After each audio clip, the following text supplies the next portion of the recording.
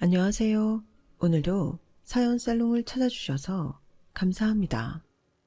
저는 서울 강북구에 사는 30대 초반의 여성이에요. 저는 얼마 전 결혼한 지 1년도 안 돼서 이혼을 결심하고 갈라섰어요. 제 인생에서 저런 최악의 인간들은 처음 만나봤거든요. 그걸 결혼 전에는 몰랐다는 게 실수였지 뭐예요. 앞으로 살아갈 날이 지금까지 살아온 인생보다 더 길게 분명하잖아요. 그래서 제 삶을 위해 단호한 결심을 했어요. 이혼 말이에요. 요즘 결혼 연령이 예전보다 늦어졌다고 하잖아요. 그래서인지 친구들 중 제가 제일 먼저 결혼 선언을 했어요. 저더러 왜 이리 빨리 결혼하느냐고 말리던 친구도 있었죠. 하지만 저는 믿음직스러운 사람이 나타나면 언제든 결혼을 하겠다고 생각하고 있었어요. 남편은 성실하고 꼼꼼한 사람이었어요. 절약하는 게 몸에 뱄다던 남편은 연애할 때도 데이트 비용을 뭐든 똑같이 반반씩 쓰자고 했고, 그건 저도 좋았어요.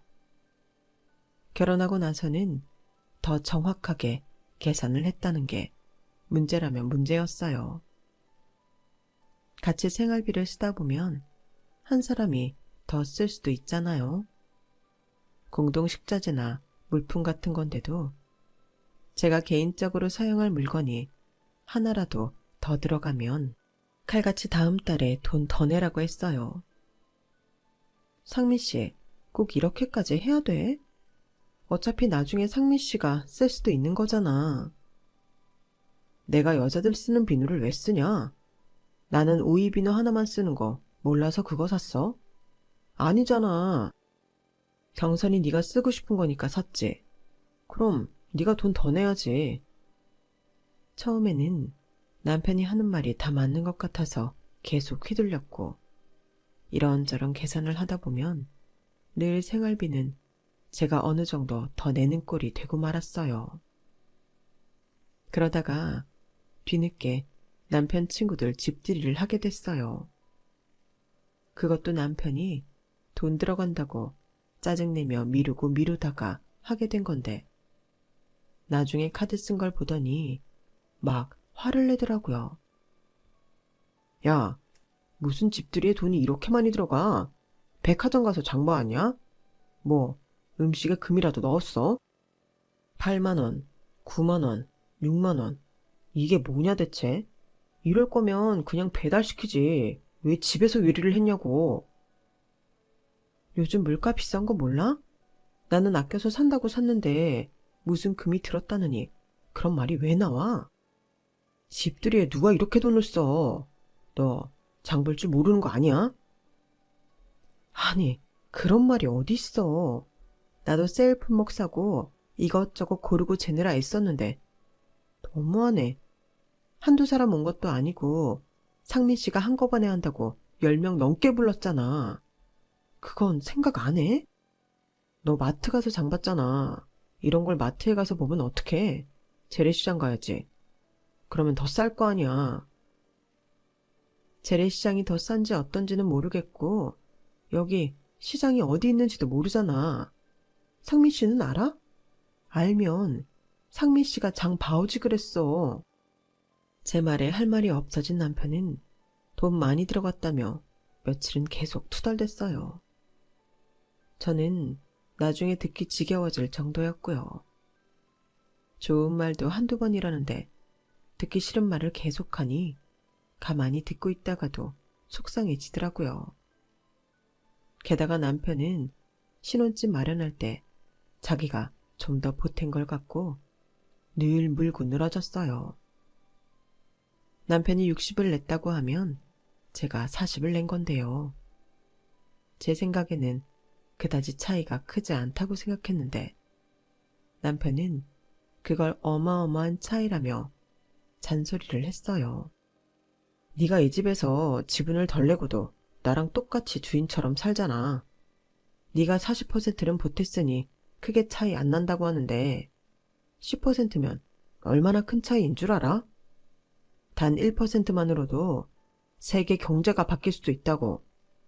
그런 거 보면 경선이 너 참 경제관념이 엉망이야. 그래서 내가 가전제품이니 가구 살 때 더 신경 쓰고 돈 더 냈잖아. 그건 잊어버린 거야? 집 없으면 가구고 뭐고 다 어디다 두고 사는데? 집이 제일 크지. 그리고 네가 사온 것들 그게 다 비싼 거야? 명품이야? 아니잖아. 그럼 할 말 없어야 맞지. 저는 그런 남편한테 점차 냉정함을 느꼈어요. 꼼꼼하고 성실해서 믿음직했던 그 사람이 이제는 차갑고 쫀쫀하고 지나치게 계산적인 사람으로 보였죠. 돈 이야기 할 때마다 너무 자존심 상하게 만드니까요. 만약 친정 부모님이 남편 모르게 용돈 쓰라며 보내주시는 돈이 없었으면 저는 정말 숨 막혔을 거예요. 저는 그걸로 회사 동료들이나 친구들과 맛있는 것도 먹으러 가고 영화도 보며 저만의 문화생활을 즐길 수 있었어요. 남편은 제 카드값 나오는 것도 되게 신경 썼거든요. 그래서 부모님이 보내주신 건 모바일 통장에 넣어놓고 남편이 알지 못하게 했어요. 그러다가 결혼하고 처음 연휴를 맞이하게 됐는데요. 명절이 아닌 주말을 낀 연휴였기 때문에 저는 당연히 남편하고 어디 놀러 가거나 편히 쉴 수 있을 것만 생각했어요. 안 그래도 결혼 전부터 첫 연휴는 둘이 편히 쉬자고 말을 했었거든요. 그런데 남편이 정말 뜻밖의 말을 하는 거였어요. 이번 연휴 때 엄마네 갈 거야. 그리고 하루 정도 가까운 데 나가서 바람 쐬고 맛있는 거 먹을 거니까 그거 예산 잘 짜봐. 뭐? 어머니한테 간다고? 왜? 왜라니? 그동안 바빠서 엄마 보러도 잘 못 갔는데 이럴 때라도 가서 효도해야지. 경기도에 하루쯤 갔다 오자. 펜션 같은 거 알아봐. 돈 허투루 쓰지 않게 잘해라. 상민 씨, 결혼하고 첫 연휴 둘이 편히 쉬자고 했잖아. 근데 어머니랑 같이 지내자고 하니 당황스럽네. 그래, 둘이 편히 엄마한테 가서 쉬는 거 좋잖아. 왜? 너 우리 집 가기 싫어? 더도 며느리라고 시댁 어머니 시자들 싫다 이거냐? 편하지 않은 건 사실이지. 상민 씨나 편히 쉬지. 내가 거기 가서 편히 쉬겠어? 참네. 네가 마음먹기에 달린 일이야. 우리 엄마를 남이라고 생각하니까 그러는 거겠지. 그러지 말고 네가 편하게 받아들여봐. 아무튼 계획 잘 짜라. 이건 뭐 명령도 이런 명령이 없었죠. 게다가 시어머니는 안 먹는 것도 많고 까다로운 분이셔서 어떤 휴가가 될지 너무 훤히 보이더라고요. 저는 다시 한번 남편한테 이야기해 보았어요. 나는 첫 연휴 둘이 편히 쉬자고 할 때 말 그대로 정말 상민 씨랑 나 둘이서만 오붓하게 쉬는 걸로 알았어. 내 입장에서는 어머니 계신 데에서 편히 쉴 수 없지. 이건 남이다 아니다 그런 게 아니라 결혼하고 얼마 안 돼서 시어머니랑 있을 때 편한 게 더 이상하지 않아? 나도 정말 편하게 쉬고 싶어. 근데 결혼하고 첫 연휴를 우리끼리만 보낸다고 해봐. 혼자 계신 엄마가 얼마나 섭섭하시겠어. 그래, 그럼 기분이다. 연휴 동안 쓰는 돈은 다 내가 낼 테니까 너는 그냥 따라만 와. 그럼 됐지? 이게 돈 문제가 아닌데 남편이 내 뜻을 몰라주고 엉뚱한 소리만 하더군요. 더 이상 말도 통하지 않아 답답함을 아는 채 시어머니한테 전화해서 어디 가고 싶은 데가 있는지 물어봤어요. 예, 근데 그거 꼭 경기도로 가야 되는 거니? 요새 해외여행도 다시 갈 수 있다는데 동남아라도 가자. 내 친구들도 요즘 다 베트남 가고 그러던데. 우리도 가자. 꼭 아이처럼 조르는 시어머니의 말에 저는 당황했어요. 연휴까지 시간이 얼마 남지도 않았는데 해외여행이라뇨. 4일 연휴였지만 남편과 제가 연차로 하루씩 더 붙여 5일 쉬는 동안 베트남에 갔다 오면 바로 출근해야 되겠더라고요. 정말 제가 쉴 날은 하루도 없게 된 거죠. 그래도 남편 같은 짠돌이가 계획에 없던 베트남 여행을 갈 리가 없다고 생각한 저는 시어머니 말을 전했어요. 당연히 안 된다고 할 줄 알면서요. 그런데 남편은 순순히 자기 카드를 주며 이러더라고요. 그럼 얼른 예약해야겠네. 비행기 없으면 비싼 거라도 알아봐. 호텔도 잘 알아보고. 상민 씨, 괜찮아? 이렇게 따로따로 예약하면 돈 더 많이 들 수도 있어. 그리고 해외여행이야. 알고 있어. 누가 뭐래? 그러니까 빨리 예약하라고. 참, 엄마 잠자리 불편하면 잘 못 주무시니까 돈 아낀다고 허접한데 예약하지 마. 저는 처음으로 남편의 통 큰 모습을 본 것 같아 놀랐어요. 어쩌면 제가 생활비나 혼수 문제만 갖고 그동안 남편을 오해했나 보다 라고 쓸 때는 쓸 줄 아는 사람이라고 생각했죠. 하지만 여행 기간 내내 저는 마음이 상해 있었어요. 남편은 모든 게 자기 엄마 위주였거든요. 남편은 시어머니 가고 싶은 데만 검색해와서 첫날부터 돌아다니는데 저는 완전 짐꾼이었어요. 두 사람은 앞서서 팔짱 끼고 손잡고 신나서 돌아다니고 저는 뒤에서 쇼핑백 들고 시어머니 짐 들고 따라다니기만 했거든요. 제가 가고 싶었던 데는 가보지도 못했고 음식도 시어머니 먹고 싶은 거 위주로 시켰기 때문에 저는 정말 하나도 즐겁지 않았어요. 식당에서 제가 먹고 싶은 걸 주문하려고 하면 시어머니가 자기는 그런 거 못 먹는다며 인상부터 찌푸리곤 했어요. 각자 자기가 먹고 싶은 걸 시키면 되는데 시어머니는 제가 주문한 음식에 손도 대지 않으면서도 자기가 마음에 들지 않는 건 테이블에 놓지도 못하게 한 거죠.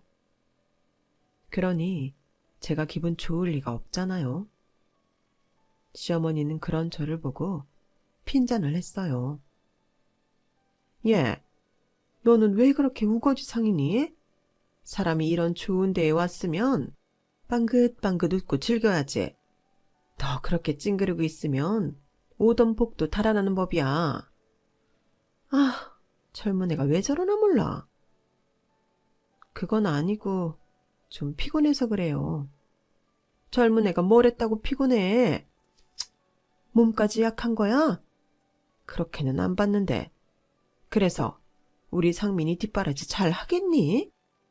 매일 운동도 하고 체력 좀 키워. 그런 건 알아서 해야지. 무슨 말을 해도 저한테 돌아오는 말은 부정적인 거라 저는 더 이상 아무 말도 하지 않았어요. 남편은 제 생각은 눈꼽만큼도 하지 않고 자기 엄마 사줄 선물만 고르느라 정신이 없더라고요. 면세점에 가서도 자기 갖고 싶은 거랑 시어머니 있을 것만 고르는데 저는 진짜 이 집에서 뭔가 싶더군요. 자기 손님 집들이 할 때도 돈 많이 썼다고 저한테 막 퍼붓던 사람이 많나 싶을 정도로 돈을 잘 쓰는데 꼭 다른 사람을 보는 것 같았어요. 저는 아버지가 일찍 돌아가신 남편이 엄마한테 효도하고 싶어 저러는가 보다 하며 이해해보려고 애를 썼어요. 하지만 제 생각은 완전히 틀렸더라고요. 몇 달 후 명절 연휴를 앞두고 저는 그동안 안 쓴 연차를 붙여서 꽤 긴 휴가를 만들어 친정 부모님과 함께 며칠간 여행을 갈 계획을 세웠어요. 시댁에 갔다가 여행을 충분히 갈 수 있는 시간이라 저는 일본 비행기 티켓하고 호텔을 예약했죠. 결혼하고 나서 남편이 시어머니만 챙겼기 때문에 친정 부모님은 항상 뒷전이었기에 명절 때만큼은 꼭 친정 부모님을 잘 챙겨드리고 싶었어요. 결혼하고 첫 연휴에 시어머니와 동남아 여행을 가느라 친정에 가보지도 못했던 것도 마음이 쓰였고요. 그런데 남편은 시어머니와 여행을 갈 때와는 완전 다른 반응을 보이더라고요. 무슨 일본이야? 그럼 우리 엄마는 시댁에 갈 시간 되니까 그건 걱정하지 마. 근데 상민 씨 같이 갈 거야? 그 돈은 다 경선이 네가 내는 거야? 그런다고 했잖아. 그러니까 상민 씨 갈 건지만 말해. 남편은 아무 말도 안 하고 가만히 있더라고요. 그래서 저는 생각하느라 저러나 보다 싶었어요. 한편으로는 섭섭하기도 했고요. 저는 시어머니 모시고 동남아 여행 가는 걸 당연히 여기면서 남편은 친정 부모님과 여행 가는 걸 꺼려 했으니까요. 그런데 다음날 퇴근하고 온 남편이 이런 말을 하는 거였어요. 그때 일본 여행 못 가. 엄마가 우리랑 가려고 부산에 숙소 예약해놨대. 그러니까 그건 취소해. 뭐? 싫어. 나도 이 여행 가려고 준비 많이 했다고. 엄마 아빠도 기대하고 계신데 그걸 시어머니 때문에 못 간다고 하라고? 난 그렇게 못해. 저번에 어머니랑 같이 베트남 갔다 왔잖아. 그러니까 이번에는 우리 부모님하고 일본 갈래. 그러게. 왜 엄마한테 물어보지도 않고 일을 저질러? 네가 엄마랑 한 번이라도 얘기를 했으면 이런 일은 없잖아. 엄마 지금 펜션 예약한 거 돈만 물어주냐고 어떡하냐며 막 속상해 하신다고. 그러니까 빨리 취소해. 아니, 상민 씨는 어머니 기분만 생각해? 나랑 우리 엄마 아빠는. 네가 지금 시어머니랑 맘먹냐? 아무튼 빨리 취소하라니까. 남편이 막무가내로 우기거드니 어떻게 하지를 못하겠더라고요. 저는 어쩔 수 없이 여행을 취소했고 부모님한테 죄송하다고 했어요. 그래, 사돈이 벌써 숙소까지 예약했다니 너랑 김서방하고 같이 시간 보내고 싶어서 기대 많이 하셨나 보다. 엄마가 아빠한테 잘 얘기할게. 재밌게 놀다 와. 엄마가 이해한다며 잘 다녀오라고 하셨지만 목소리에 아쉬움이 묻어나는 게 느껴지더라고요. 저는 그런 엄마 아빠한테 너무 죄송했어요. 엄마는 재미있게 놀다 오라고 했지만 지난번 여행을 생각하면 그럴 일은 없을 것 같아 한숨만 나오기도 했고요. 그런데 저는 남편이 부산까지 비행기 타고 간다는 말에 놀랐어요. 게다가 비즈니스석을 샀더라고요. 아니, 부산 가는데 비즈니스석이야? 시간도 얼마 안 되는데 뭐하러 이런 데 돈을 썼어? 엄마 나이 되면 짧은 시간도 하늘에 떠서 앉아 계신 게 힘드신 법이야. 지난번 베트남 갈 때 네가 이코노미석 끊어서 많이 불편하셨대.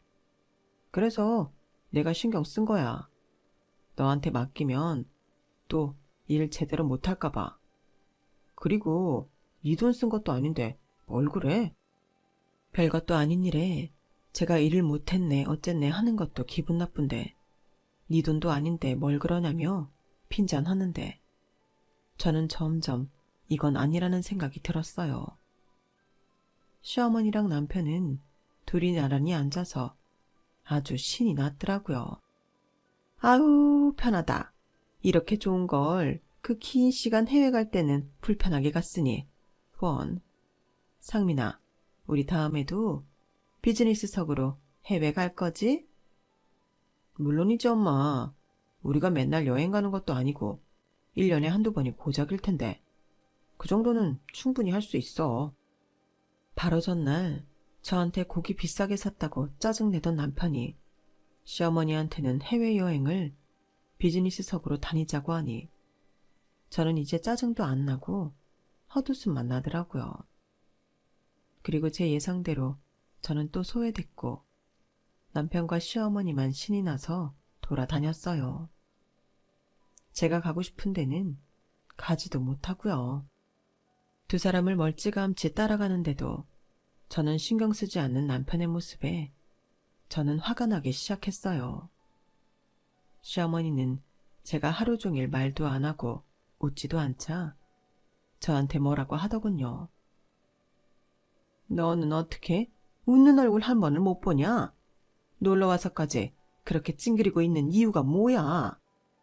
너 평소에도 상민이한테 이러니? 혹시 나랑 여기 온 게 싫어서 그러니? 네 엄마 아빠랑 놀러 못 가서 그래? 옆에 사람 불편하게 좀 하지 마라. 제가 어머니랑 상민 씨 불편하게 한 건 없는 것 같은데요. 어차피 저는 없는 사람 취급하셨잖아요. 그런데도 제가 두 사람 기분 좋으라고 웃고 있어야 되는 건가요? 뭐가 어쩌고 저째? 어머 얘 좀 봐. 너 어디다 대고 그런 말버릇을 하는 거냐? 너 이런 애였어? 누구든 계속 짐꾼 취급만 당하면 이런 기분 들지 않겠어요? 너 이것밖에 안 되는 애였구나. 네, 맞아요. 저 이 정도밖에 안 되니 제 기분도 좀 헤아려 주세요. 그럼 저는 먼저 들어가서 쉴게요. 저는 완전 기분이 상해서 될 대로 되라는 심정으로 방에 돌아와 침대에 누워버렸어요. 그날 남편은 호텔 스카이라운지에서 제일 비싼 코스를 시켰던 게 떠오르더군요. 저희 신혼여행 갔을 때도 돈이 아깝다며 조식도 시키지 말자고 해서 저랑 다퉜던 사람인데 말이죠. 저는 남편한테 뭔지 화만 났고 더 이상 보고 싶지도 않았어요. 그래서 저는 남편이 시어머니랑 나간 사이에 짐을 싸 올라왔어요. 그리고 바로 일본에 가는 비행기 티켓을 사서 친정 부모님한테 무조건 가자고 부추겨서 여행을 떠나버렸어요. 가기 전에 남편한테 문자를 남기기는 했죠. 나 엄마 아빠랑 일본 여행 갔다 올 테니까 그렇게 알아. 갑자기 제가 여행을 가자고 하니 부모님은 놀라셨지만 막상 가니 오랜만에 해외에 나와서 좋다며 너무 즐거워하시더라고요. 저도 오랜만에 숨통이 트이는 것 같아 좋았고요. 제가 먹고 싶은 것도 실컷 먹고 가고 싶은 데도 가고 엄마 아빠 하고 싶으셨던 온천도 하면서 정말 즐겁게 보냈어요. 집에 돌아오니 남편은 아주 불쾌한 표정으로 저를 노려보더군요. 넌 무슨 애가 말도 없이 와서는 자기 부모랑 여행을 가냐? 이래도 되는 거야? 한 집안의 며느리가 됐으면 시어머니 뜻을 따라야지. 기어이 일본을 가? 돈은 얼마나 썼어? 그러는 상민 씨는 한 집안 사위가 돼가지고 자기 엄마만 신경 써? 저번에도 어머니랑 베트남 갔으면 이번에는 처가랑 놀러 갈 생각도 해야지. 어떻게 자기 엄마만 생각해? 그리고 돈? 내 돈 쓴 거 왜 간섭이야? 상민 씨도 놀러 가서 쓰는 돈 나한테 얘기 안 했잖아. 비즈니스서 끊는다고 나한테 말했냐고. 남편은 제 말에 입을 다물었지만 저를 험악하게 노려봤어요. 저희 사이는 그때부터 급격하게 갈라지기 시작했죠. 그러다가 친정엄마 생일이 돌아오게 됐는데 남편은 돈 없다며 시장에서 파는 짝퉁 크로스백을 던져주더라고요.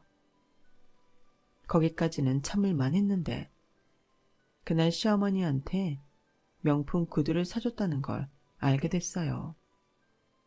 시어머니가 저한테 전화로 자랑했거든요. 우리 상민이 안목이 이렇게 높다. 너 남편 보고 잘 배워. 너는 따라가려면 멀었어.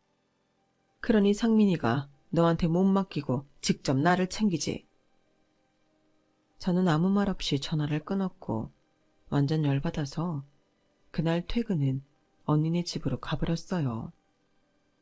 언니와 형부는 놀라서 무슨 일이 있었냐고 물었죠. 저는 너무 화가 나서 그동안 있었던 일을 다 말해버렸어요. 그 말을 들은 언니는 어이가 없다며 화를 내더라고요. 그런데 그 말을 마침 언니네 왔던 친정엄마가 들은 거였어요. 아니, 김서방 꼼꼼하다고 생각하며 넘어가려고 했는데 뭐가 어째? 너한테 그런 식으로 대했단 말이야? 그것도 돈 때문에? 지들은 펑펑 쓰면서 왜 너한테만 그런다니? 너 왜 그런 말을 이제야 해? 왜 엄마한테 안 했어? 뭐 좋은 일이라고 그런 말을 해서 속상하게 해. 결혼한 지 얼마 되지도 않았는데 내가 그런 말하면 엄마 아빠는 기분 좋겠어? 아, 네가 일본 다음에 가자고 하다가 갑자기 가자고 했을 때 뭔 일이 있나 싶었어도 이런 것인 줄은 몰랐는데 안 되겠다. 라더니 엄마는 그 이야기를 아빠한테 하셨고 그 말을 전해 들은 아빠는 엄마 생일 기념으로 호주 여행을 가자고 하시더라고요. 우리 가족 전부 비즈니스석 타고 가고 호텔도 제일 좋은 데 예약할 거다. 경선이 너는 그렇게 알고 김서방한테 말해. 제가 아빠가 시킨 대로 남편한테 말하자 남편은 말도 안 된다며 당장 취소하라고 펄펄 뛰었어요. 아빠가 예약하신 건데 그걸 내가 어떻게 취소해? 나는 갔다 온다고 통보하는 거야. 알겠어? 야, 너는 못 간다고 해. 무슨 여행을 또 가? 네가 그러고도 가정주부야? 넌 안 된다고 해. 싫어. 언니랑 형부도 가는데 왜 나만 안 가? 그리고 내가 무슨 여행을 그렇게 많이 갔다고 그래. 상민 씨랑 어머니랑 같이 간 거? 그게 무슨 내 여행이야. 짐꾼으로 간 건데. 그건 쉬는 것도 노는 것도 아니잖아. 그러니까 나도 편하게 놀다 올 거라고. 너 카드 내놓고 가. 우리 집에 들어갈 돈으로 여행 가서 쓰는 거 난 용납 못하니까. 장인어른 돈으로 다 쓸 수 있으면 가고 아니면 가지 마. 상민 씨가 뭔데 가라 말아야. 상민 씨는 여행 가서 어머니한테 쓴 거 월급에서 안 까? 그것도 다 집에 들어갈 돈. 카드값에 꼬라박고 있으면서 왜 나한테만 그래? 진짜 말 같은 소리를 해야 들어주든지 말든지 하지. 뭐가 어쩌고 저째? 꼬라박아? 넌 내가 돈 쓰는 게 그렇게 눈꼴 시려? 내가 그 정도 돈도 못 써? 그럼 난 왜 못 써? 내가 돈 쓰는 거 눈꼴 싫어하면서 상민 씨한테만 말 못하게 하잖아. 그리고 내가 뭐 이 집에 댁들 뒤치다거리만 하려고 들어왔어? 왜 사람을 짐꾼 취급하는 건데? 내가 하녀야? 제가 소리를 버럭 지르자 남편은 움찔했지만 물러서지 않았어요. 그리고 다음 날 남편은 저보고 각서를 쓰라더군요. 카드 맡겨놓고 가고 여행 가서 절대 제 사비를 쓰지 않겠다는 각서였어요. 싫어. 내가 이런 각서를 왜 써? 나는 못해. 그러자 남편은 열받아서 시댁으로 가버렸고 시어머니가 회사까지 저를 찾아왔어요. 네가 인성이 덜 됐다는 건 지난번에 알아봤지만 이 정도라고는 꿈에도 생각 못했다. 너 결혼해서 지금까지 내 아들 뭘 그렇게 편하게 해줬다고 그깟 각서 하나를 못 써주냐? 제가 왜 각서를 써요? 제가 뭐 상민 씨한테 빚이라도 졌나요? 저도 일하면서 제 돈 버는데 그건 말이 안 되죠. 그럴 거면 너 결혼할 때 혼수 제대로 해왔어야지. 집값도 40%밖에 안 보태고 집에 들인 물건들도 다 그저 그런 거면서 우리 상민이랑 똑같은 대우받고 살려고 하면 되니? 혼수가 마음에 안 들었으면 그때 얘기했어야죠. 그리고 혼수 그 정도면 잘한 거라고 다들 그러던데요. 너는 어떻게 시어머니 말하는 걸 이렇게 일일이 따지고 대드냐? 이러니 상민이가 살이 못 찌지. 너처럼 피곤한 애랑 사니까. 제가 더 피곤하죠. 사람을 자기들 종인 줄 아는 거잖아요, 이건. 돈 쓰는 각서를 쓰라는 그런 사람이 어디 있어요? 지금이 무슨 조선시대예요? 저 이제 일하러 가봐야 해서요. 그럼 조심히 돌아가세요. 먼저 일어날게요. 제가 자리에서 일어나자 시어머니는 뒤에서 저한테 못돼 처먹었다고 욕을 하는데 너무 모욕적이고 화가 나더군요. 그리고 일은 점점 커져서 제가 퇴근하고 갔더니 남편과 시어머니가 앉아서 저한테 각서에 사인을 하라고, 아니면 여행 절대 못 간다고 으름장을 놓았어요. 저는 두 사람을 빤히 보다가 친정에 전화를 해서 엄마 아빠를 불렀어요. 부모님이 오자 남편이 당황해서 어쩔 줄 모르더군요. 시어머니도 아빠의 굳어진 표정을 보자 좀 주눅이 든 것 같았어요. 아니, 이런 일에 박하사돈까지 오시고 참 난감하네요. 며느리를 너무 감싸고 두시는 건 아닌가요? 시어머니는 아빠랑 눈을 마주치지 못하면서도 할 말을 다 하더군요. 그러자 아빠가 이렇게 말씀하셨어요. 철이 안 든 건 김서방도 마찬가지 같습니다. 자기들끼리 싸우는데 부모까지 대동한 게 김서방이니 우리 애도 그래야죠. 그동안 계속 참은 건 경선이 아닙니까? 그 말에 남편은 움찔하며 고개를 돌리더라고요. 옆에 있던 엄마도 거드셨어요.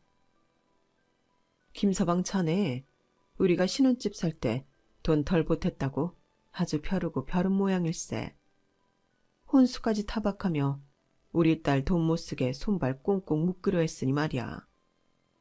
그래서 우리랑은 여행도 못 가게 하고 자네는 저가에 오지도 않는 건가? 장모님, 뭐예요? 그때는 이미 엄마가 숙소 예약을 하셔서 그랬던 거고, 저희가 좀 아끼며 살자는 의미에서 각서 얘기도 나왔고요. 그럼 자네도 각서 쓰게. 자네랑 자네 어머니한테만 명품 사는 돈 쓰지 않는 걸로. 어떤가? 그러자 남편은 말을 제대로 못하고 더듬댔어요. 아, 그건 좀... 아니, 안싸돈. 그것 말씀이 지나치시네요. 우리 상민이 지가 번 돈으로 쓰는 걸 뭘 그렇게 안 이꼽게 보세요? 우리 경선이는 자기가 번 돈 쓰는 거 아닌가요? 그거 안 이꼽게 보신 건 사돈 아니시고요. 그리고 김서방이 자기가 번 돈만 썼다고요? 이 집 담보로 대출받아 안사돈한테 차 사주지 않았어요?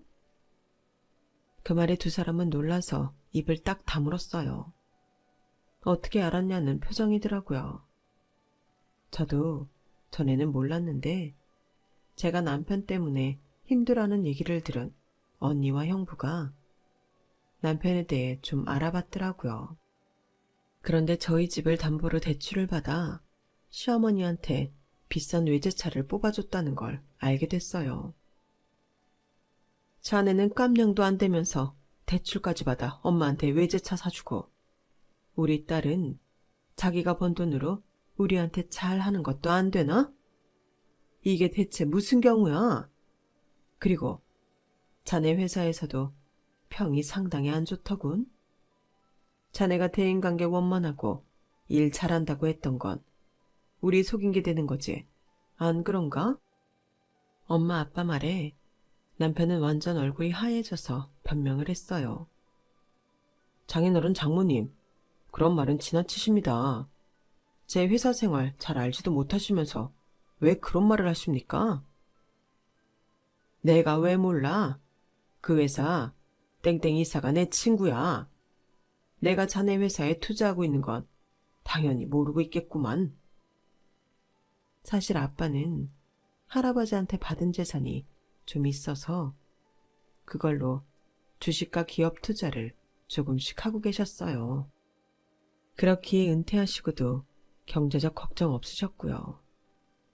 제가 집값을 40%밖에 못 보탠 건 오로지 제 힘으로만 결혼하고 싶었기 때문에 제가 우겨서 그렇게 한 거였어요.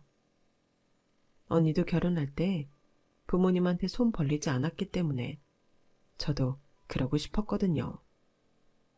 혼수 준비도 전부 제 앞으로 되어 있는 돈으로 한 거였고요. 아빠가 자기네 회사에 투자한다는 말에 남편은 놀라서 어쩔 줄 모르더니 결국 원망을 저한테 돌렸어요. 넌 왜 그런 얘기를 안 했어? 진작 해줬으면 이러지 않았잖아. 아, 그래. 우리 아빠가 생각보다 더 부자였으면 나한테 돈 가지고 짜게 굴지 않았다. 그 소리지? 예세아가, 이건 100번 1000번 네 잘못이다.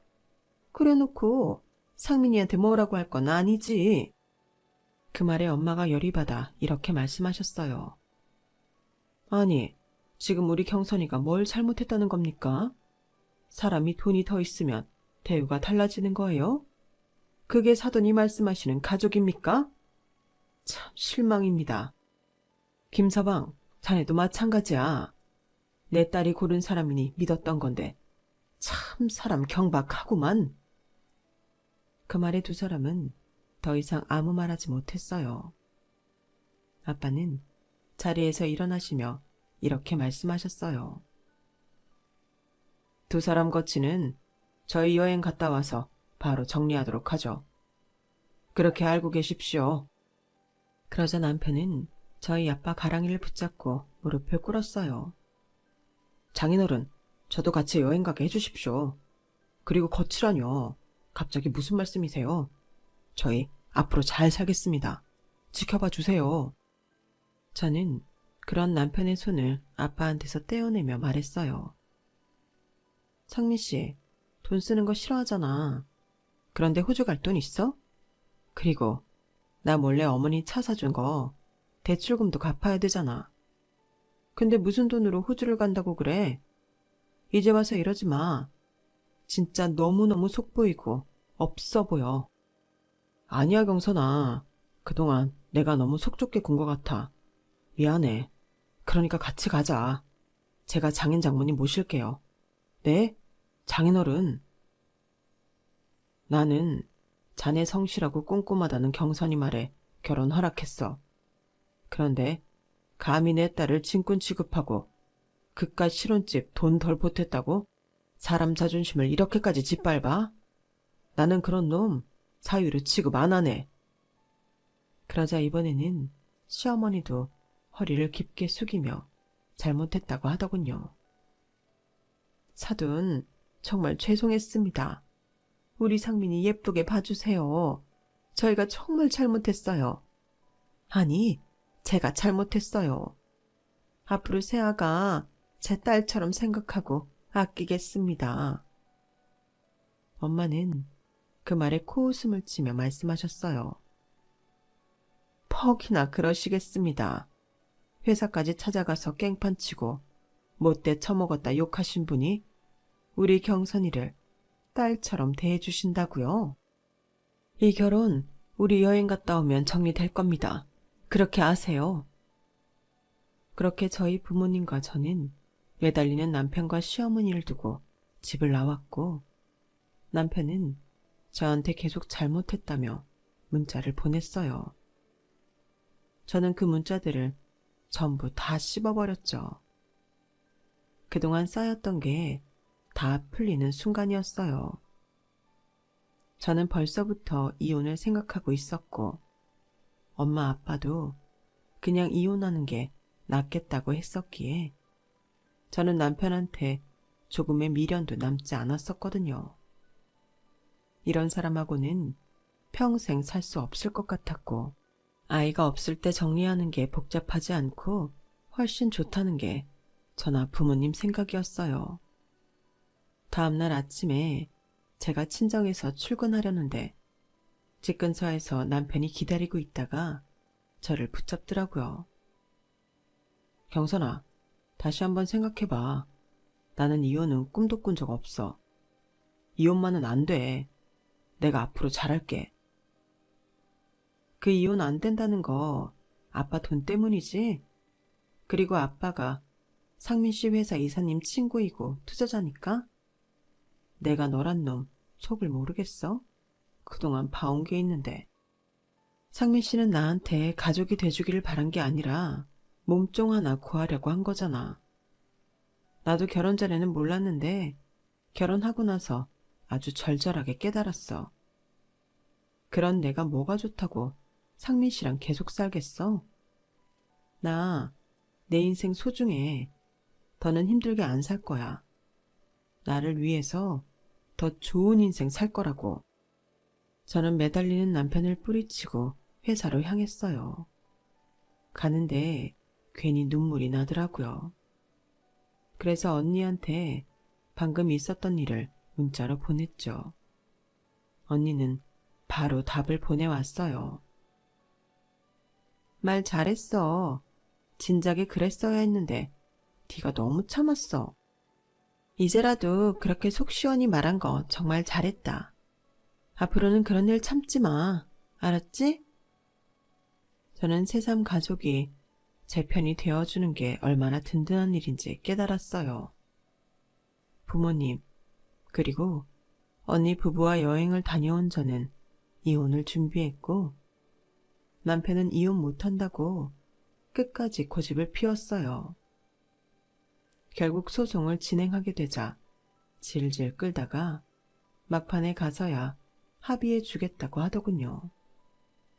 소송에서 자기가 이길 확률이 적고 그러면 더 큰 돈을 저한테 줘야 한다는 걸 알고 합의한 거였어요.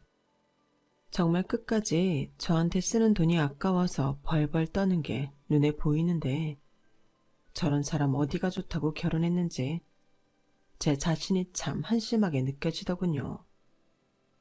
남편은 이혼 후에도 다시 잘해보자는 둥, 저보다 좋은 여자를 못 만났다는 둥 문자를 보내길래 번호를 바꾸고 연락을 끊어버렸어요.